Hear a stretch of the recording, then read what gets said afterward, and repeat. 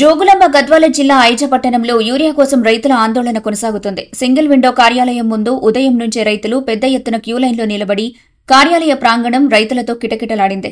2 రోజులుగా no stock board, Vinayaka Chavithi సెలవు, ఇక యూరియా వచ్చిందన్న సమాచారం కలిసి రైతులు ఒకేసారి పెద్ద ఎత్తున కార్యాలయానికి తరలివచ్చారు. మహిళలు, పురుషులు ఉదయం నుంచి బారులు తీరటంతో పోలీసులు కూడా ఎలాంటి తోపులాట జరగకుండా పరిస్థితిని అదుపులో ఉంచుతున్నారు.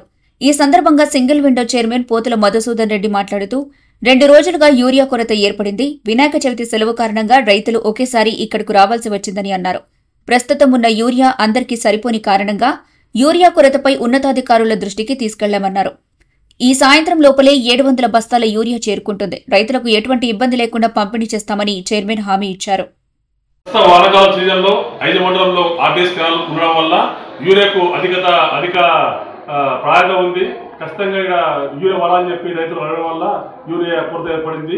కానీ గత 2-3 రోజులుగా యూరియా రాకపోవడం, నిన్న గణేష్ పండుగ ఉండడం వల్ల యూరియా సప్లై చేయకపోవడం వల్ల ఇబ్బంది ఏర్పడింది. ఈ రోజు 700 బస్తాల యూరియా పంపిస్తున్నాం. అదేవిధంగా ఈ రోజు ఇక్కడ 500 మంది యువకులు ఉన్నారు.